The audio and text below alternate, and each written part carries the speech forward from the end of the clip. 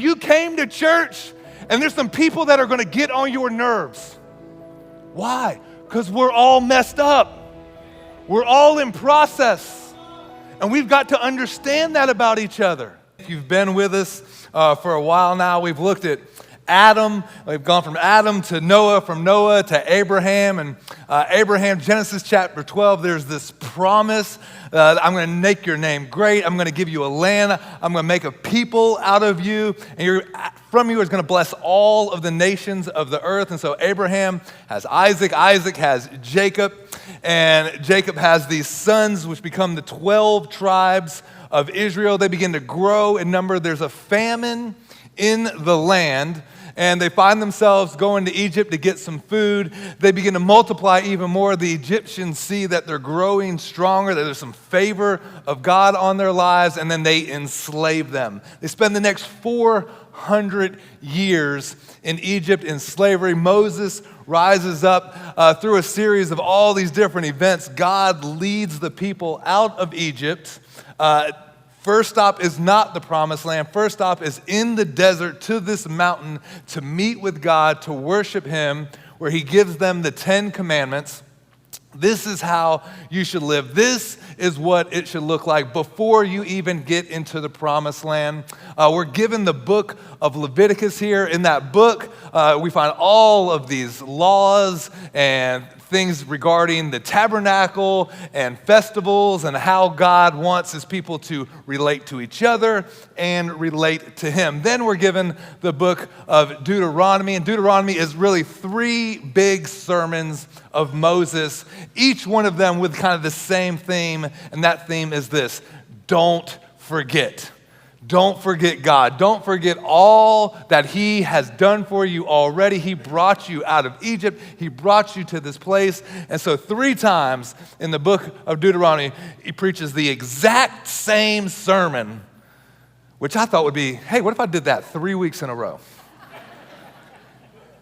And people would be like, oh, that was like you never heard it before. And he does it 3, but why? Why does he say this 3 times? Why? Don't forget, don't forget, don't forget. Why? Because we forget. That's just what we do. And we're getting ready to move into this land of milk and honey. Pastor Chris did a wonderful job with that the other week. And real quick, you realize, listen, it's not just filled with milk and honey. It's filled with giants. There's all of these giants in the land, and there's actually a whole generation that dies in the wilderness. Joshua begins to lead them in, and they begin to take on some of these battles, and they win a few battles, and they're taking the land that God has for them. But God is very clear in his commandments to the people of Israel. When you go into these places, tear down all of their altars. Take out all of these foreign gods, and then all of the people, you are to get them out of the land. This is the land that I am giving you. And it is this land that's flowing with milk and honey. Now, when we think about a land flowing with milk and honey, it's this idea of like there's a promise and God has a promise for us. And there's things in your life that God has given you a promise for. Here's the thing, though. There's the idea of how we think it's going to play out, and there's the reality of how things play out. Because the people of God here, oh, it's the land that's just flowing with milk and honey, and life is going to be so amazing. Things are going to be so good. Wait, we're not supposed to have any giants. Wait, we got some road bumps along the way. Look at the people of God. Joseph, oh man, I had this dream. And the sun and the moon and the stars, they all bow down before me. You know what that dream didn't include? 13 years in a prison. Like no one has that dream, right? Guys, I have this vision. This is how it's going to go. It's going to be amazing, but for the next 15 years, it's going to be horrible. Right? Or Abraham, listen, man, stepping outside of the tent, looking at the stars, counting all the stars in the sky. And guess what? It's going to take 100 years before we even get there. 100 years of an empty tent. Like, whoa, God, that doesn't even seem possible. Like that math, it doesn't seem to add up. What are you doing here? You said milk and honey, and we've got some giants. And all of this along the line, you can see with every man and woman of God in the scriptures, you've got to go through some things. And see, we think milk and honey means easy, but milk and honey means cows and bees. Come on, somebody. Milk and honey, cows stink and bees sting. But there's some milk in that cow and there's some honey in that bee. And there's a process to it. And it goes on, and I love what it says here in Hebrews chapter 12. Chapter 12, verse 1, it says this: "Therefore, since we are surrounded by such a huge crowd of witnesses to this life of faith, let us strip off every weight that slows us down, especially the sin that easily trips us up. And let us run with endurance the race that God has set before us." How do we do this? We do this by keeping our eyes on Jesus. How are we going to overcome these giants? We're going to keep our eyes on Jesus. Hey, how are we going to go through this process of this prison? How are we going to go through years of a barren household? We're going to keep our eyes on Jesus, the champion who initiates and perfects our faith. Because of the joy awaiting him, he endured the cross, disregarded its shame. Now he is seated in the place of honor beside God's throne. Think of all the hostility that he endured from sinful people. That's me and you. All of the hostility of me and you. Think about that, and then you won't become weary and give up. After all, you have not yet given your lives in the struggle against sin. How are we going to do it? We're going to keep our eyes on Jesus. Proverbs chapter 14 and verse 4 says this: "Without oxen, a stable stays clean, but you need a strong ox for a large harvest." Come on. Without the ox in the bend, like, man, that's one clean stable you got. Man, you got a real clean stable. Everything looks real good over there. There ain't no mess. There ain't no stink. There ain't no stink from that cow. There ain't no stink from that ox. There ain't no stink from that bee. And we pride ourselves on being really, really clean. The problem is, if you got a clean stall, you've got an empty harvest. Because the strength comes from the ox. And that ox is going to make a mess. What am I saying? Like, you are a mess. You are going to make a mess. We are in process. Look at to the person to your left. Tell them, you're a mess. Person on your right, you're a mess. I thought about saying, hey, you look like a cow. But that would not have been appropriate. But there's some milk in those cows. There's some honey in those bees. Sometimes your best friend can sting you. Sometimes the very one that you love can hurt you. Sometimes there's our expectations of what we think the promised land should look like and the reality of what it is. Come on, remember when you got married? Oh, she's so perfect. He's so perfect. We never fight. We never gonna fight. Oh, Lord. Oh, Lord. And then you woke up one morning and Prince Charming has like a pound of drool coming, and he's snoring. You're like, wait, hold on. This is Prince Charming? Come on. And then come on, fellas, you went into the restroom one day after she went to the restroom. Girl, you look too good to stink that bad. Come on. This wasn't what it's supposed to be like. But it's the reality. There's some cows and there's some bees and there's some poop and there's some stings. And we think, oh, it's the land of milk and honey. And you came to church and there's some people that are going to get on your nerves. Why? Because we're all messed up. We're all in process. And we've got to understand that about each other. But the thing is, if we're not careful, we will just settle for clean stalls. But clean stalls means no harvest. So yeah. We're in this together. We're going to take this promised land and we're going to do what God calls us to do. We're going to obey his word, and we're going to obey it to the letter, because this is what God said to do. Is that what the people of God do? Well, let's see. Let's turn to the book of Judges, chapter 1. They're taking some of this promised land. They're starting to have some of the battles. Remember, they've been told by God, this is what I want you to do. This is how I want you to do it. I'm not going to put this on the screen, but I just want you to look for a certain pattern here in the scripture. Remember, Abraham, Isaac, Jacob, 12 tribes. These 12 tribes are going to take their land. And Judah failed to drive out the people of the plains. And Benjamin failed to drive out the Jebusites.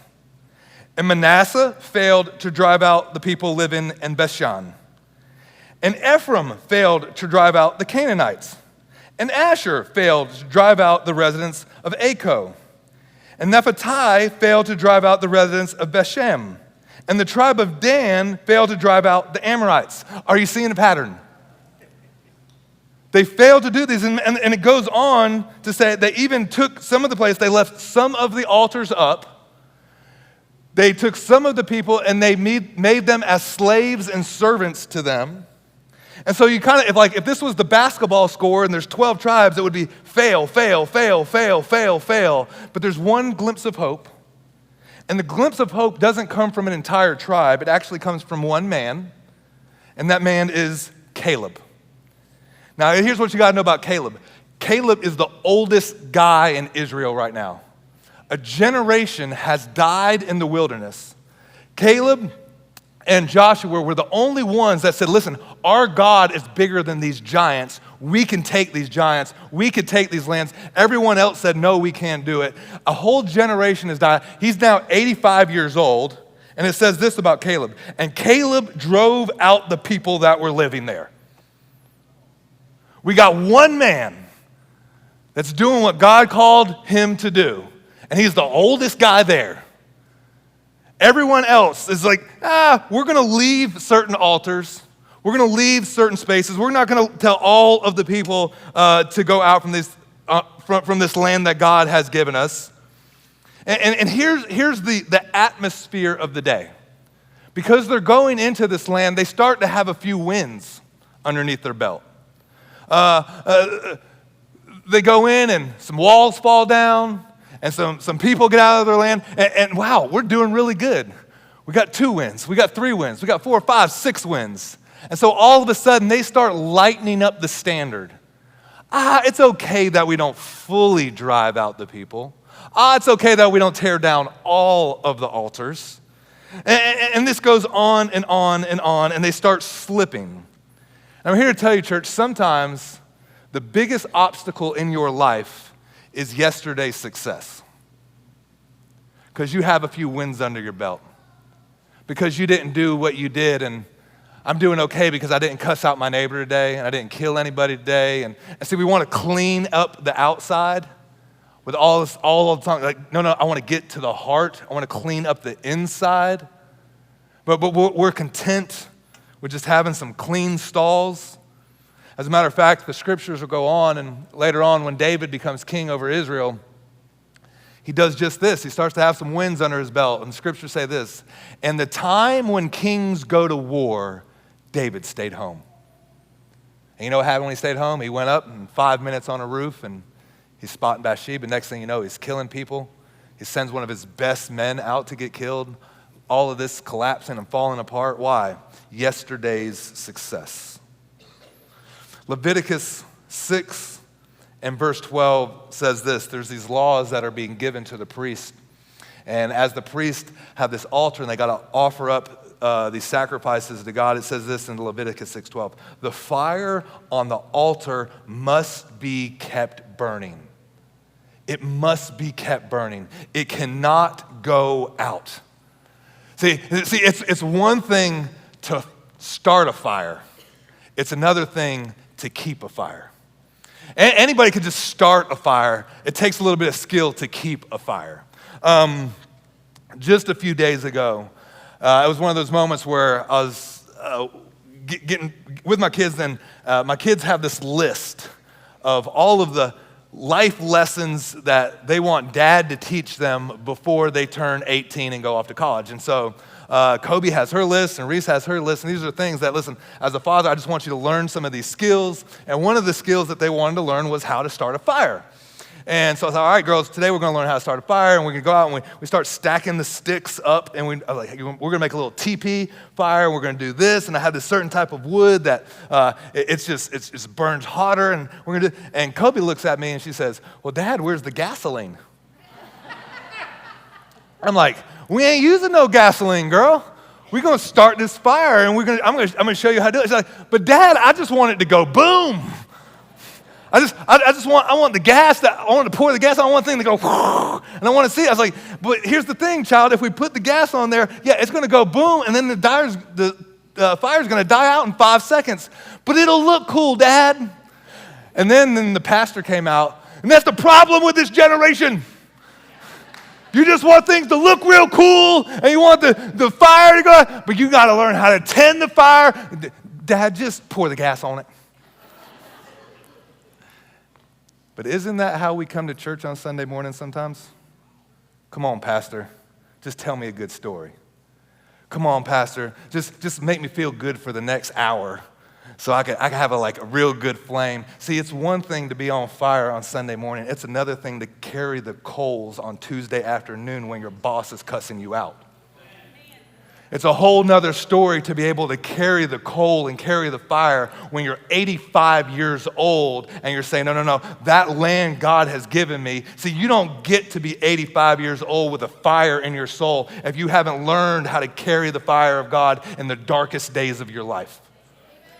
And you've got to have something more than just a Sunday morning splash. You've got to have something more than just a little bit of gas on the fire. You've got to be able to learn how to carry it with you day in and day out. Keep the fire burning. How do we keep the fire burning? We keep our eyes on Jesus.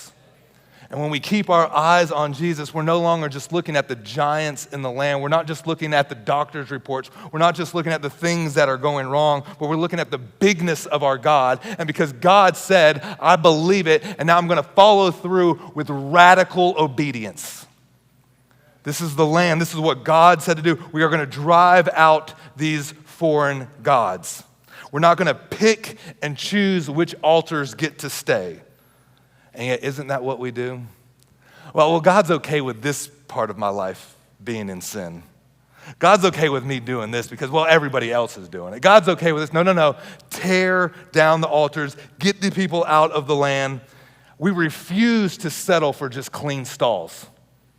You've got to get that in your soul. I just refuse to settle for a clean stall. No. There's some oxes in these stalls, and there's going to be some messes that are going to be made because here's the thing. It's messy, but there is a harvest that comes from the strength of that ox. And I'm not going to pick and choose. Unapologetically, I want a great marriage.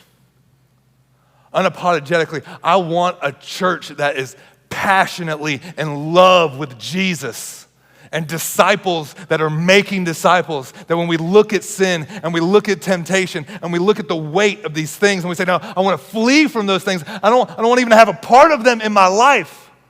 I don't want to flirt with it. I don't want to have a weight on my back that brings me down week after week, year after year. And this is exactly what the people of God have done. They've disobeyed the word of the Lord, and in chapter 2, they're confronted about it. Chapter 2, beginning verse 1, halfway through, the Lord speaks and says, I brought you out of Egypt into this land that I swore to give your ancestors. And I said I would never break my covenant with you. For your part, you were not to make any covenants with the people living in the land. Instead, you were to destroy their altars, but you disobeyed my command. Why did you do this? So now I declare that I will no longer drive out the people living in the land, for they will be thorns in your side, and their gods will be a constant temptation to you. The ESV says it like this: their gods will be a constant snare to you. The snare, this temptation to you. And then it says this in verse 10. After that generation died, Another generation grew up who did not know the Lord, who did not acknowledge the Lord or remember the mighty things that he had done for Israel.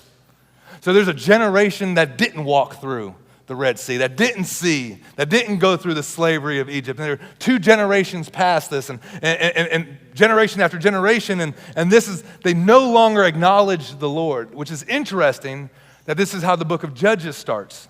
Because the book of Joshua starts with, there arose a king in Egypt that knew not of Joshua. Now we have the people of God that knew not of the Lord. You see the pattern and the cycle, it happens over and over. And then the scriptures go on to say in verse 13, and they abandoned the Lord to serve Baal. Verse 15, every time Israel went out to the battle, the Lord fought against them. The Lord fought against them, causing them to be defeated, just as he had warned, and the people were in great distress. And then the Lord raised up judges to rescue Israel from their attackers. And you know what? He did it time and time again. For the Lord took pity on his people who were oppressed and suffering. But when the judge died, the people returned to their corrupt ways. A judge is raised up, they turn back. Judges dies, they go again over and over again. And we have the word of the Lord saying, listen, because you didn't do this, because you kept these altars, this is what it's going to look like. There's going to be a thorn in your side, and their gods will be a snare to you. A thorn in your side. Has anybody have a thorn in their side? Maybe not a physical thorn in their side, but maybe you've ever had a splinter in your hand. Come on, somebody. You've been working a piece of wood, and that splinter got into your hand, and it hurt like crazy. Or maybe even worse, a splinter got underneath your fingernail. Ooh, the pain of it. And you feel that thorn. Or have you ever stepped on a nail? I remember I was young, and I was climbing through this attic, and full on just the nail went all the way through my foot. I was like, that's not supposed to happen. But here's the thing about this nail, the splinter, this thorn. It's a foreign object in your body. And God's saying, listen, when you allow this foreign object in your body, it's going to be painful for you. When you allow these altars and these other gods, when you allow this evil in your household, when you partake in these type of things, it's like a splinter in your skin. It's like a thorn in your side. It's a foreign object. And that's why you can't enjoy anything. Because anytime anything touches that object, it causes you great pain. I remember years ago I had these kidney stones. And kidney stones, it's male childbirth.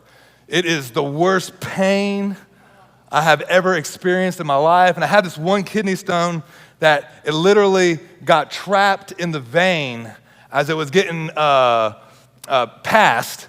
And as it got trapped, they put it underneath this microscope. And I don't know if you've ever seen, they call it kidney stones. It should be called kidney splinters of the devil. Because this thing looked like a sand spur. It had this little sharp point on it, but when it got caught, it actually pierced the vein. And so it was cutting through my vein, and it cut up all the vein, and I was bleeding, I was urinating blood, and they had to do the surgery, and the vein was so cut up that they had to put a catheter in me, and then they had to put this, was it splint? Not splint, stent? Stent! One of those big words. What's the word again? Stent. Y'all are messing with me. That's the real word? Stent. Okay. So I have this stent in me, and we have, at the time, our house, our bedroom was on the second floor, and to try to walk up these stairs, it was like, and literally I would try to use the restroom, and I would urinate blood, and my wife would come in, and I would be on the ground just in tears crying. Why? Because there's a foreign object in my body. There's something in the body that doesn't belong there. There's this thorn. There's this thing in the flesh. And here's the thing. Anytime anybody would touch me or whatever, I'd blame them. Stop touching me. Stop touching me. Man, it ain't even got nothing to do with them, everything to do with me. Come on, Pastor, don't touch the place of that pain. Don't touch the place of that hurt. You don't know what I've been through. You don't know what disappointments. No, there's something foreign in there, and God's saying you need to get rid of it, because when you don't get rid of it, it turns into the snare. Now the word that's used here, this is a hunting term. Where you go, and I think about a snare always has a trap, and it has something to lure the animal in. It has this indulgence.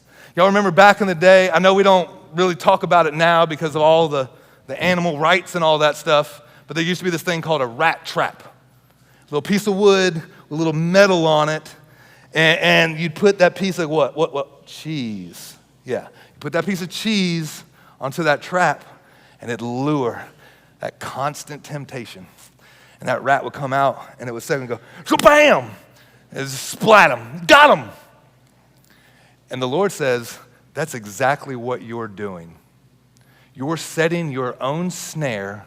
You're putting the cheese on the trap, and then going, oh, look, cheese. Ah. Bam, Israel. Bam, Israel. And we keep doing it again and again and again. And we see the pattern happening again and again. It's this constant temptation, and we tell ourselves a story. Oh, I won't do that. Yes, you will. I remember. No, you won't. That's why Deuteronomy, 3 different times, Moses writing these 3 different sermons, repeated himself. Remember what God has done. Remember what he's brought you through. The biggest lie you'll ever tell yourself, I'll remember. You won't. You'll forget. How do we remember? By keeping our eyes on Jesus, the author and the finisher of our faith. He who began a good work in you will see it through to the day of Christ Jesus. He will do the work. You just got to keep your eyes on him. You got to keep your eyes in the midst of the giants of the land, in the midst of seeing the cows, in the midst of seeing the bees. But here's the thing, when you put your eyes on Jesus, you start to see the milk. You start to see the honey. You start to see the potential in others. You start to see, God, you're moving even in the midst of this prison. You're moving even in the midst of this empty tent. You're moving in my life in ways that I didn't think you were going to move, but you're moving now. God, what's next? Constant obedience to his word. If you said to drive out these people, we're going to drive them out. Because I've talked to so many people, they'll tell me like, well, here's the thing about this sin. I'm not hurting anybody else. Yes, you are. You're affecting generations. Because it's in the blood. There's generations that are affected like this. Because the outworking of this, each tribe, there's a generation that will die and they will no longer acknowledge the Lord. See, you're fighting battles now that will affect your children. You're fighting battles that will affect your children's children. And if you choose not to, you just pass it down. And because I didn't have the strength to kill those giants, because I didn't have the strength to take that land, I'm going to leave it to my kids to fight those battles because I was unwilling. Don't tell me that your sin doesn't affect anybody. This thing affects generation after generation after generation. And so you got to understand that you're fighting battles right now so that way your kids don't have to fight them. They don't have to go through that. They don't have to go through that addiction. They don't have to go through that fill in the blank, whatever it may be. Because if not, the pattern just cycles itself over. See, this group of people, they go in, they start taking this land, and you know what? They start making slaves of the people. Do they not remember? It wasn't too long ago that you were slaves. Do you remember how it felt to get beat by Egypt? And now you, who once were oppressed, now become the oppressor. And we see this all the time. It's the child that grew up with an alcoholic father and he beat him. And he told himself a story. I'll never be like that. I'll never be an alcoholic. I'll never beat my kids. And then he grows up and he becomes alcoholic and he beats his kids. Why? Why? Because he didn't keep his eyes on Jesus. Because he didn't follow through because it's in the blood. It's just part of it. You got to break that cycle. You got to break those things. No, God said it. We're going to fight these things. We're going to go through it because God said. It's that simple. This record isn't just gonna keep skipping over and over and over. Come on, some of you guys, it's that same fight that you have with your spouse the last 20 years. And then you've told yourself, well, this is just the way it's gonna be. Put your eyes back on Jesus. Jesus says, no, it could be better. You could have a better marriage. You could have a better life. You could do these things. No, where are your eyes? Where are you focused at? Have you just accepted it? No, we're just gonna keep some of these altars instead of smashing them to the ground. It's generational. Have you ever been watching Netflix and you've been watching Netflix for so long that this thing comes on the screen and it says, are you still there? Are you still watching? And you got to press a button to make it keep watching, which is the equivalent of, are you alive? Literally, have you spent this much time watching television? You should go outside. You should do something else. Even the program itself is telling you, no, hold on, change things up. Come on, maybe it's just time for a change. Maybe it's just time that we smash some altars. Maybe it's time that we remove some foreign gods. Because here's the thing, it doesn't happen overnight. It's a long obedience in the same direction, but it's also a long disobedience in the opposite direction. It's a slowly moving away from what the Lord said. And we've got to get ourselves back to a Caleb attitude of, listen, I'm 85 years old, but God said that that's my land, and every inch of it that's mine is gonna be mine. Because I've got a fire in my soul, and I've been stoking it for the last 85 years, and it will be mine. Could you imagine? He's 85 years old. If I was Caleb, I'd be like, you little 20-year-old punks. Y'all telling me you can't fight these battles? I won my battle. Come on, I'm 85. Y'all are running laps around me. Come on, stop with the excuses. Stop with it. My mama did this, and my mama dad did that, and blah, blah, blah, blah, blah. 85 years old, still taking land. If you've got breath in your lungs, there is a purpose that God has for you. But it means smashing some idols. You can't do the next thing until you've done the last thing. You can't just, God's okay with that. Because what happens? The abused becomes the abuser, and you end up with a generation that knew not of God. And it happens time and time again. Stand with me to your feet, please. I gotta tell you, there's times where I feel like Caleb, where I'm ready to take over, and there's times where I feel like the book of Ecclesiastes, where everything is vanity, and everything is blowing in the wind, and all of it, does any of it matter? And guys, I've quit more Mondays than I can count. But the righteous man gets back up, time and time again. And why do I not just stay down in my Monday morning depression? Why? Because I put my eyes back on Jesus. And we've got to put our eyes back on Jesus because there's a promise. And I don't know about you, but he's given some promise. There's a promise that, listen, Brunswick County will glorify God. Brunswick County will be a place where revival happens, where people that are far from Christ will come in, where people that are addicted to drugs and alcohol will be addicted to Jesus. Come on, somebody. Where life change happens, where marriages are great, where we find ourselves a people that are madly, madly, madly in love with Jesus. And yes, there's some dirty stalls, but where there's ox, there's strength. And where there's strength, there's a great harvest. And I believe the harvest is plentiful. I believe God is setting us up, but church, you can't do the next thing until you've done the last thing. Thank you so much for tuning in with us today. We hope that this message has encouraged you. To stay connected with all that God is doing here at Coastal, be sure to follow us on social media. And if you'd like to support the ministry, you can give at mycoastalchurch.com/give. Your generosity truly helps us bring hope and light to our community. We hope that you have an incredible week. Grace and peace.